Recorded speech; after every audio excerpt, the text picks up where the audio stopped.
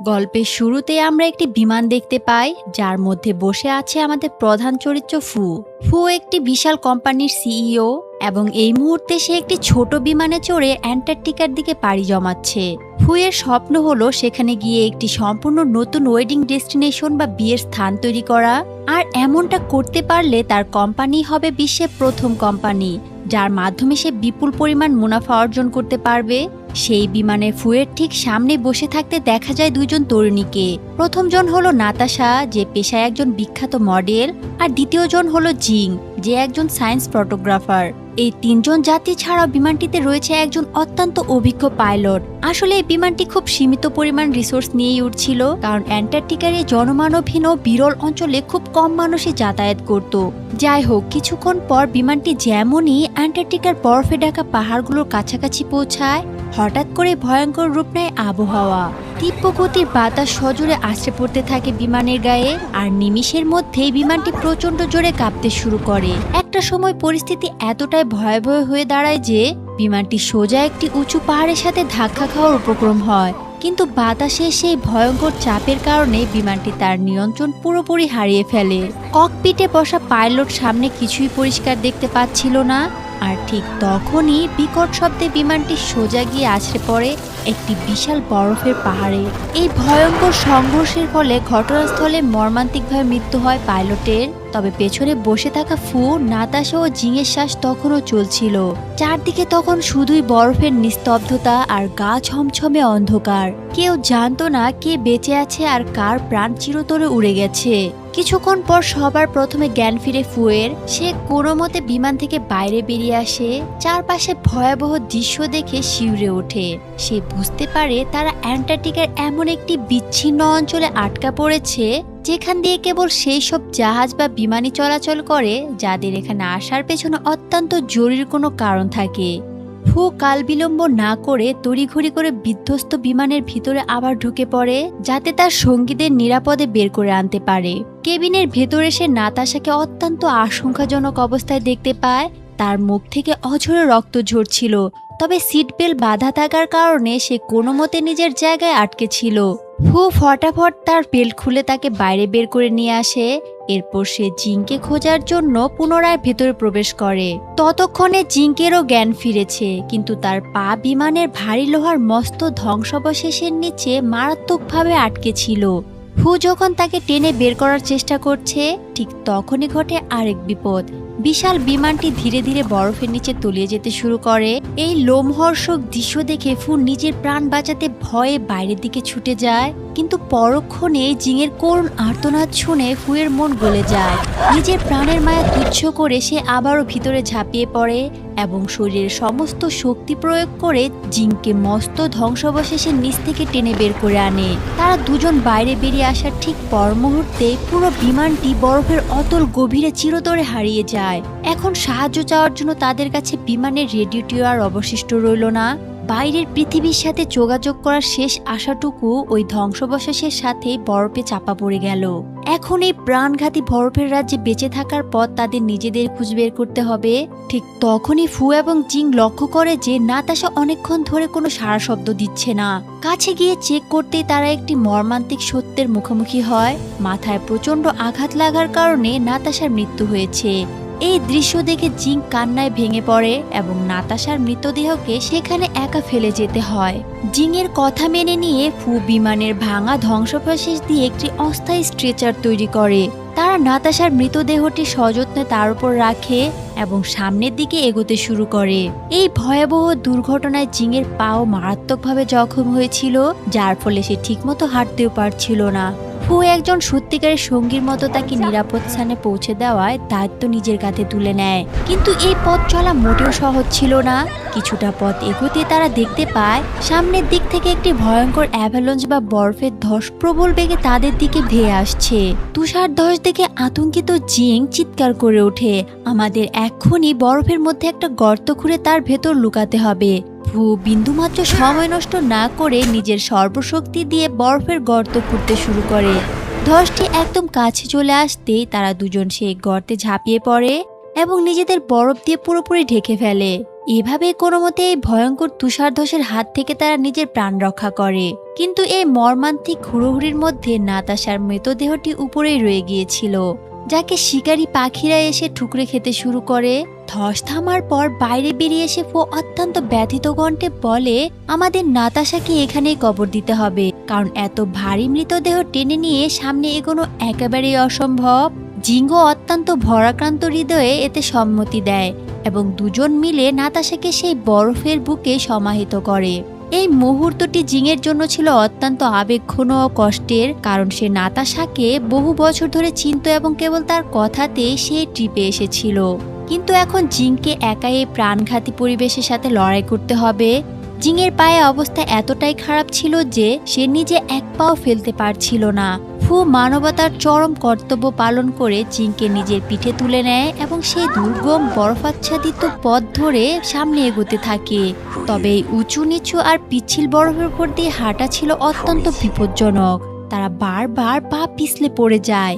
এক জায়গায় যখন তারা পাহাড়ের একটি ঢাল বেয়ে নিচে নামছিল, হঠাৎ করে ফুয়ের পা পিছলে যায় এবং তারা দুজনে প্রবল বেগে গড়িয়ে নিচে পড়ে যায় এবং সেই তীব্র অসহ্য যন্ত্রণায় সে তৎক্ষণাৎ জ্ঞান হারিয়ে ফেলে। বেশ কয়েক ঘন্টা পর যখন জিংয়ের চোখ খোলে, তখন সে নিজেকে একটি পুরনো কাঠের কটেজের ভিতর আবিষ্কার করে। মাথার ওপরে একটি ছাদ দেখতে পেয়ে জিংয়ের মনে পরম স্বস্তি নেমে আসে। সে ফুকে ডাক দেয়, যে ঠিক পাশের মেঝেতেই ঘুমাচ্ছিল। জিং তার প্রাণ বাঁচানোর জন্য ফুকে মন থেকে ধন্যবাদ জানায়, কিন্তু এরপরই সে ফুয়ের কাছে একটি অত্যন্ত কঠিন অনুরোধ করে বসে। সে বলে, আমার পায়ের এই হাড়টিকে জোরে টেনে সোজা করতে হবে, তা না হলে ইনফেকশনের কারণে আমার প্রাণ চলে যেতে পারে। ফু বুক ধুকভুক অবস্থায় ভয়ে ভয়ে জিংয়ের পাটিকে সর্বশক্তি দিয়ে টেনে ধরে। সেই অমানসিক যন্ত্রণায় জিং চিৎকার করে ওঠে এবং আবারও জ্ঞান হারায়। ফু কোনো মতে কাঠের টুকরো দিয়ে তার পাটিকে শক্ত করে বেঁধে দেয়। এখন জিংয়ের সুস্থ হওয়ার জন্য অন্তত কয়েক সপ্তাহ সম্পূর্ণ বেড রেস্ট থাকার ভীষণ প্রয়োজন ছিল। পরের দিন সকালে ফু জিংকে বলে যে সে কটেজের আশেপাশে একটু ঘুরে দেখবে যে সেখানে টিকে থাকার মতো কোনো জিনিসপত্র পাওয়া যায় কিনা। ফু বাইরে বেরিয়ে চারপাশ তল্লাশি করতে শুরু করে। কটেজের পেছনের অংশে সে একটি পুরনো জেনারেটর খুঁজে পায়। অনেক কাঠখড় পুড়িয়ে ফু কোনো ক্রমে সেই জেনারেটরটি চালু করতে সক্ষম হয়। জেনারেটরটি চলতে শুরু করতেই কটেজের ভিতরে হিটারটি সচল হয়ে ওঠে আর চারদিকে এক উষ্ণতা ছড়িয়ে পড়ে, যা জিংকে সেই হাড় কাঁপানো ভয়ঙ্কর শীত থেকে বিরাট স্বস্তি দেয়। এরপর ফু কটেজের ভিতরে আলমারিগুলোতে খোঁজ চালায়, যেখানে সে খাবার ভর্তি কিছু ক্যান্ড ফুড পায়। সেই কৌটোগুলোর গায়ে চীনা ভাষায় কিছু একটা লেখা ছিল। জিং ওই কৌটাগুলো দেখে নিমেষের মধ্যে বুঝে যায় যে এই কটেজটি আসলে চীনা গবেষকদের, আর এর মানে হলো ঠিক এই আশেপাশে চীনের প্রধান অ্যান্টার্কটিক রিসার্চ স্টেশনটি অবস্থিত। এই খবরটি জানতে পেরে ফু আনন্দে আত্মহারা হয়ে ওঠে এবং জিংকে জিজ্ঞেস করে, আমরা কি হেঁটে ওই রিসার্চ স্টেশনে পর্যন্ত পৌঁছাতে পারবো? কিন্তু জিং বাস্তব সত্যটি তুলে ধরে ফুকে বুঝিয়ে বলে যে এই পথ পাড়ি দেওয়া মোটেও এত সহজ নয়। জিং হিসেব কষে জানায় যে তাদের কাছে থাকা কৌটোজাত খাবার অত্যন্ত সীমিত, যা মাত্র কয়েকদিনই চলবে। তাছাড়া জেনারেটর চালানোর জন্য ড্রামে মাত্র 200 লিটার জ্বালানি অবশিষ্ট আছে। তারা যদি প্রতিদিন মাত্র 4 ঘন্টা করে জেনারেটর চালায়, তবুও এই জ্বালানি বড়জোর 75 দিন টিকবে। অর্থাৎ যে কোনো মূল্যে তাদের এই সামান্য রসদার জিনিসপত্র দিয়ে আগামী 75 দিন টিকে থাকতে হবে।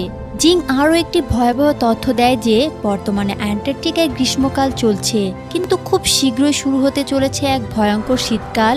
সেই সময় তাপমাত্রা সোজা -50 ডিগ্রি সেলসিয়াসে নেমে যাবে এবং বেঁচে থাকাটা হয়ে উঠবে প্রায় অসম্ভব। অত সব কঠিন বাস্তব জানার পরও ফু এই প্রাণঘাতী চ্যালেঞ্জটি হাসি মুখে গ্রহণ করে, কারণ এছাড়া তাদের কাছে আর কোনো দ্বিতীয় পথ খোলা ছিল না। ফু দৃঢ়তার সাথে কথা দেয় যে সে প্রতিদিন কটেজ থেকে বাইরে বের হবে এবং ভিন্ন ভিন্ন দিকে গিয়ে ওই রিসার্চ স্টেশনটি খুঁজে বের করবে।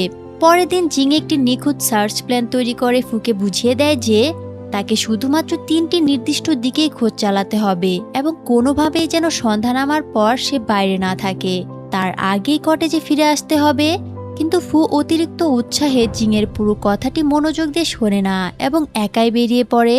সে ঘন্টার পর ঘন্টা ধরে সেই বিশাল বরফের প্রান্তরে উদ্ভ্রান্তের মতো ঘুরতে থাকে। কিন্তু বহুদূর পর্যন্ত শুধু অনন্ত সাদা বরফ ছাড়া তার চোখে আর কিছুই পড়ছিল না। এভাবে একে একে 3 দিন পার হয়ে যায়, কিন্তু ফুয়ের হাতে কোনো আশার আলো ধরা পড়ে না। এরপর সে বাধ্য হয়ে জিংয়ের বলে দেওয়া দিকগুলোতে যাওয়া শুরু করে, কিন্তু সেখানেও তার কপালে শুধু নিরাশায় জোটে।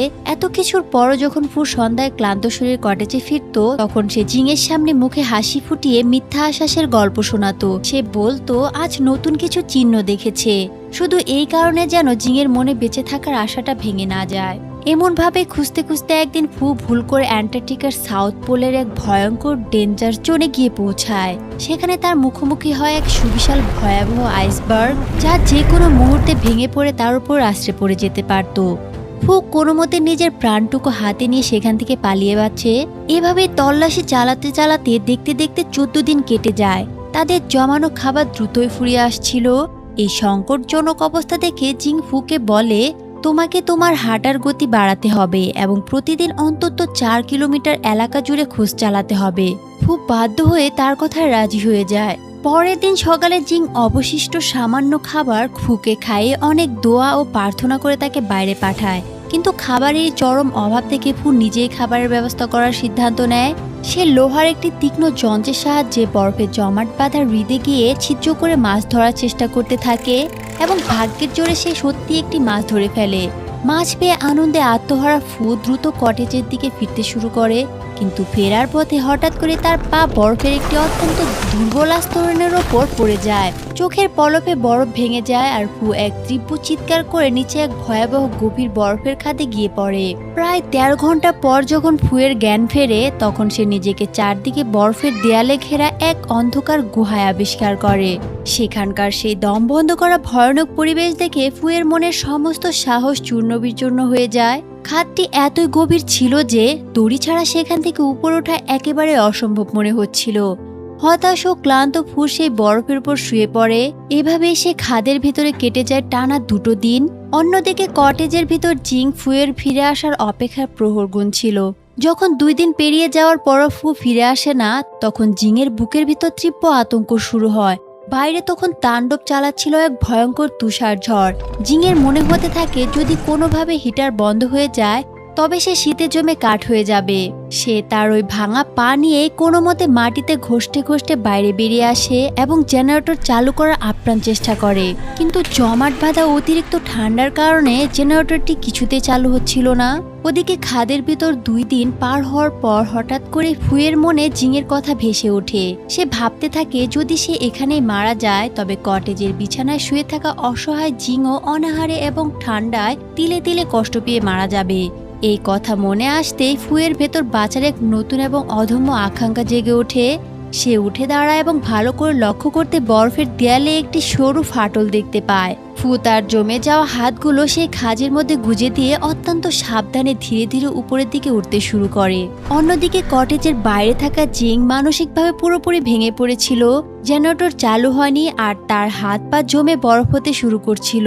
জিংয়ের মনে এখন এই বিশ্বাস দৃঢ় হয়ে যায় যে ফু মারা গেছে এবং এই শীতে একা একা মরে যাওয়ার থেকে নিজের জীবন নিজেই শেষ করে দেওয়া অনেক ভালো। একটি ধারালো ব্লেড নিয়ে নিজের হাতে শিরা কেটে ফেলে। প্রচন্ড রক্তক্ষরণে সে জ্ঞান হারিয়ে মাটিতে লুটিয়ে পড়ে। কিন্তু ওদিকে ফু নিজের জীবনের বাজি রেখে সেই বরফের খাদ থেকে কোনো মতে বাইরে বেরিয়ে আসে এবং 1 সেকেন্ডও সময় নষ্ট না করে পাগলের মতো কটেজের দিকে ছুটতে থাকে। সেখানে পৌঁছে ফু দেখতে পায় যে জিং জেনারেটরের পাশে অজ্ঞান হয়ে পড়ে আছে আর তার হাত থেকে অঝরে রক্ত ঝরছে। ফু তৎক্ষণাৎ তার শ্বাস চেক করে। পরম সৌভাগ্যবশত জিং তখনও বেঁচে ছিল। ফু তাকে কোলে করে ভিতরে নিয়ে আসে আর তার কাটা শিরায় শক্ত করে পট্টি বেঁধে দেয়। জ্ঞান ফেরার পর ফু তাকে শক্ত করে জড়িয়ে ধরে বোঝায় যে কখনো কোনো অবস্থাতে সাহস হারানো উচিত নয়। এই মর্মান্তিক ঘটনার পর জিংয়ের হৃদয়ে ফুয়ের প্রতি এক গভীর ও সত্যিকারের ভালোবাসার জন্ম হয়। দেখতে দেখতে এই কটেজে তাদের কাটানো দিনগুলো 40 দিন পার হয়ে গিয়েছিল। চারদিকের আবহাওয়া এখন আরো বেশি প্রাণঘাতী হয়ে উঠছিল। একদিন ফু আবারও সেই স্টেশনের খোঁজে বাইরে বেরিয়ে পড়ে, কিন্তু তাপমাত্রা তখন এতটাই নিচে নেমে গিয়েছিল যে তা কল্পনার বাইরে। চারদিকে বিছিয়ে থাকা বরফের তীব্র সাদা আলো আর হাড় কাঁপানো ঠান্ডার কারণে ফু তুষার অন্ধতে আক্রান্ত হয়। তার চোখের দৃষ্টি ক্রমশ ঘোলাটে হয়ে আসতে শুরু করে। অবস্থার বেগতি দেখে ফু কটেজের দিকে ফিরে আসতে শুরু করে, কিন্তু রাস্তার মাঝপথে তার চোখের সামনে ঘন কালো অন্ধকার নেমে আসে। ফু সে অনন্ত বরফের প্রান্তরে দৃষ্টিহীন অবস্থায় উদ্ভ্রান্তের মতো এদিক ওদিক ঘুরতে থাকে। কটেজ দেখতে না পেয়ে সে বারবার হোঁচট খেয়ে পড়ে যায় এবং চিৎকার করে জিংকে ডাকতে থাকে। ভাগ্য ভালো ছিল যে জিং তার ডাক শুনতে পায়। সে একটি লাঠিতে ভর করে বাইরে বেরিয়ে আসে এবং জোরে চিৎকার করে ফুকে সঠিক দিকটি চিনিয়ে দিতে সাহায্য করে। ফু অনেক বাধা বিপত্তি পার হয়ে কোনো মতো কটেজ পর্যন্ত পৌঁছায়। জিং তাকে পরম মমতায় জড়িয়ে ধরে এবং তার চোখের ওপর পরিষ্কার সুতির কাপড় বেঁধে তাকে বিশ্রাম নিতে বলে। টানা 3 দিন পর ধীরে ধীরে ফুয়ের চোখের দৃষ্টি আবার স্বাভাবিক হয়ে আসে। চোখের আলো ফিরে পাওয়ার পর ফু পুনরায় চোখের সুরক্ষার জন্য সে কাপড় বেঁধে স্টেশনের খোঁজে বেরিয়ে পড়ে। কিন্তু এবার তার সাথে ঘটে যায় আরো একটি লোমহর্ষক দুর্ঘটনা। ফু যে বরফের চাদরের উপর দাঁড়িয়ে ছিল তা হঠাৎ করে কর্মর শব্দ করে ভেঙে টুকরো টুকরো হয়ে যায়। আর ফু সোজা গিয়ে পড়ে -ডিগ্রির সেই হাড় হিম করা বরফাচ্ছাদিত সমুদ্রের পানিতে। সেই বরফ গলা পানি এতটা ঠান্ডা ছিল যে ফুয়ের শ্বাস বন্ধ হয়ে আসতে শুরু করে।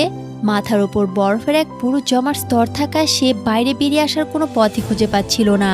ফু অক্সিজেনের অভাবে পানির নিচে ছটফট করতে থাকে। ঠিক সেই মুহূর্তে তার নজর যায় পানিতে সাঁতার কাটা কিছু পেঙ্গুইনের দিকে, যারা বরফের একটি ছোট ফুটো দিয়ে উপরের দিকে উঠছিল।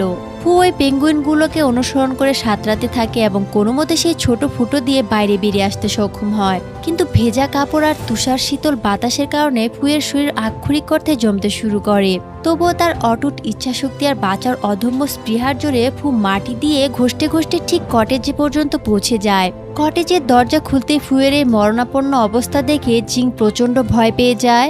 ফু ততক্ষণে যেন একটি জীবন্ত বরফের পুতুলে পরিণত হয়েছিল। জিং এক মুহূর্ত দেরি না করে ফুয়ের ভেজা কাপড়গুলো খুলে ফেলে, হিটারের তাপমাত্রা বাড়িয়ে দেয় এবং নিজে ফুকে নিয়ে একটি কম্বলের তলায় জড়িয়ে শুয়ে পড়ে। নিজের শরীরের উষ্ণতা দিয়ে সে মৃত্যুর মুখ থেকে ফুয়ের প্রাণ ফিরিয়ে আনে। পরের দিন ফুয়ের শারীরিক অবস্থা বেশ উন্নতি ঘটে। এই ছোট কটেজে লড়াই করে বেঁচে থাকতে থাকতে তাদের 50 দিনও বেশি সময় পেরিয়ে যায়। তাদের সংরক্ষিত খাবার তখন প্রায় শেষের পথে। এমন সময় একদিন ভর দুপুরে কটেজের দরজায় কেউ একজন টোকা দেয়। ফু এবং জিং ভয়ে কেঁপে ওঠে। তাদের মনে হতে থাকে যে বাইরে হয়তো কোনো হিংস্র পোলার বিয়ার দাঁড়িয়ে আছে। ফু একটি লোহার রড হাতে নিয়ে অতি শান্তপণে দরজা খোলে, কিন্তু দরজা খুলতে তারা দেখে সামনে একটি ছোট্ট ভীষণ মিষ্টি পেঙ্গুইন দাঁড়িয়ে আছে। পেঙ্গুইনটি হেলে দুলে সোজা কটেজের ভেতরে ঢুকে পড়ে। ফু তাকে ভয় দেখিয়ে তাড়ানোর চেষ্টা করে, কিন্তু জিং তাকে একটি পোষা প্রাণী হিসেবে নিজের কাছে রেখে দেয়। ধীরে ধীরে ওই ছোট্ট পেঙ্গুইনটি কটেজের পরিবেশ দারুণভাবে মানিয়ে নেয় এবং একসময় তাদের সত্যিকারের বন্ধুতে পরিণত হয়। বেশ কিছুদিন পর কটেজের ভেতর হাসি মজায় মেতে থাকা অবস্থায় হঠাৎ করে জিংয়ের নাক দিয়ে অঝরে রক্ত পড়তে শুরু করে। তখন জিং বুঝতে পারে এবং ফুকে জানায় যে মাসের পর মাস তাজা শাকসবজি না খাওয়ার কারণে তাদের শরীরে স্কার্বি রোগের ভয়ঙ্কর লক্ষণ প্রকাশ পেতে শুরু করেছে। পরের দিন ফু জিংকে কটেজের কাছে একটি উঁচু পাহাড়ে নিয়ে যায়। সেখানে বসে তারা দুজন মিলে একান্তে ডুবন্ত সূর্যের সৌন্দর্য উপভোগ করছিল। ঠিক তখনই ফুয়ের বুকের ভিতরে সবটুকু সাহস যেন ভেঙে পড়তে শুরু করে। সে অত্যন্ত দুঃখের সাথে বলে ওঠে, আমি এখন সত্যি বড্ড ক্লান্ত। হয়তো আমাদের ভাগ্য এই বরফখণ্ডের বুকেই মরে যাওয়ার লেখা আছে। এই কথা শুনে জিং ফুয়ের হাত শক্ত করে ধরে বলে, ফু, এখানে মারা যাওয়াটা হয়তো আমাদের ভাগ্যের লেখা থাকতে পারে, কিন্তু তোমার নয়। তুমি আমার প্রাণ বাঁচিয়েছো আর তোমাকে আমাদের এই গল্পের একটি সুন্দর পরিণতি দিতে হবে। পরের দিন সকালে ফু একেবারে শেষবারের মতো সেই চীনা রিসার্চ স্টেশন খোঁজে বাইরে বেরিয়ে পড়ে, কিন্তু পথিমধ্যেই তার মুখোমুখি হয় এক ভয়াবহ তুষার ঘূর্ণিঝড়। তীব্র গতি সে বরফ হাওয়ার ফুকে এক ধাক্কায় মাটিতে আশ্রে ফেলে এবং সে পুরোপুরি বরফের নিচে চাপা পড়ে যায়। কিছুক্ষণ পর তো মনে হচ্ছিল যেন ফুয়ের শ্বাস চিরকালের মতো থেমে গেছে, কিন্তু ঠিক তখনই জিংয়ের সেই কথাগুলো তার কানে প্রতিধ্বনির মতো বাজে। আর সাথে সাথেই ফু নিজের শরীরের শেষ বিন্দু শক্তিটুকু জড়ো করে বরফের চাদর পুরে আবার বীরের মতো উঠে দাঁড়ায়। প্রবল লড়াই করে সামনে এগোতে এগোতে কয়েক ঘন্টার পর কুয়াশার মাঝে সে একটি লোহার সাইনবোর্ড দেখতে পায়। সেখানে স্পষ্ট করে লেখা ছিল চীনা অ্যান্টার্কটিক রিসার্চ স্টেশন। অবশেষে টানা 55 দিনের হাড় হিম করা ও অমানবিক লড়াইয়ের পর ফু সেই কাঙ্ক্ষিত রিসার্চ স্টেশনটি পৌঁছে যায়। সেখানে পৌঁছাতে সে ক্লান্ত হয়ে বরফের উপর লুটিয়ে পড়ে। চীনা বিজ্ঞানীরা তড়িঘড়ি করে বাইরে বেরিয়ে এসে ফুকে তুলে স্টেশনের ভিতরে নিয়ে যান। জ্ঞান ফিরতেই ফু পাগলের মতো চিৎকার করে বলে ওঠে, আমার সঙ্গী জিং ওই কটেজে আটকা পড়ে আছে। দয়া করে ওকে বাঁচান। রেস্কিউ টিম কাল বিলম্ব না করে একটি বিশাল স্নো ট্র্যাক নিয়ে ফুয়ের সাথে কটেজের উদ্দেশ্যে বেরিয়ে পড়ে। কিন্তু যেমনই ট্র্যাকটি কটেজের ঠিক কাছাকাছি পৌঁছায়, হঠাৎ পাহাড় থেকে এক সুবিশাল তুষারধর সজোরে ওই কটেজটির উপরে আছড়ে পড়ে। চোখের নিমিষে আস্ত কটেজটি লক্ষ লক্ষ টন ভারী বরফের নিচে পুরোপুরি নিশ্চিহ্ন হয়ে যায়। জিংয়ের বেঁচে থাকার আর কোনো আশা নেই ভেবে ফু পাগলের মতো ডুকরে ডুকরে কাঁদতে থাকে। চিৎকার করতে করতে সে সেখানে জ্ঞান হারিয়ে ফেলে। রেস্কিউ টিম ফুকে সেখান থেকে উদ্ধার করে সোজা রিসার্চ স্টেশনের মেডিকেল রুমে নিয়ে আসে। রাতে যখন ফুয়ের চোখ খোলে তখন সে তার বিছানার ঠিক পাশেই সেই সার্ভাইভাল বুক বা বেঁচে থাকার নিয়মাবলীর বইটি দেখতে পায়, যা জিং নিজের হাতে লিখেছিল। সেই বইটি খুলতেই ফু দেখতে পায় সেখানে পরিষ্কার লেখা আছে তুষারধস এলে কটেজের নিচের আন্ডারগ্রাউন্ড গর্তে লুকিয়ে পড়তে হবে। এটা পড়া মাত্রই ফুয়ের ভেতর দৃঢ় বিশ্বাস জন্মে যায় যে জিং নিশ্চয়ই নিজেকে ওই আন্ডারগ্রাউন্ড গর্তে লুকিয়ে নিজের প্রাণ রক্ষা করেছে। এই কথা বুঝতে পেরেই ফু মাঝরাতে একটি স্নো বাইক নিয়ে ওই বরফে ঢাকা কটেজের দিকে ছুটে যায়। সেখানে বিশাল বরফের স্তূপের মাঝে সে একটি ছোট্ট সুড়ঙ্গ খুঁজে পায়, আর সেই সুড়ঙ্গের ভিতরে জিং জীবিত অবস্থায় বসেছিল। ফু আনন্দে আত্মহারা হয়ে তাকে বাইরে টেনে বের করে আনে এবং পরম আবেগে নিজের বুকে জড়িয়ে ধরে। ঠিক সেই জাদুকরী মুহূর্তে রাতের আকাশে অপরূপ সুন্দর আরোরা বা মেরুজ্যোতি ঝলমল করে ওঠে। জিং আর ফুয়ের এই শিহরণ জাগানো গল্প আমাদের শিক্ষায় দেয় যে মানুষের ভেতর যদি বিন্দু পরিমাণ সাহস আর বেঁচে থাকার অদম্য আশা থাকে, তবে সে নিশ্চিতভাবে খোদ মৃত্যু বিজয় করতে পারে। তো বন্ধুরা, আজকের এই অভাবনীয় টিকে থাকার গল্পটি আপনাদের কেমন লাগলো?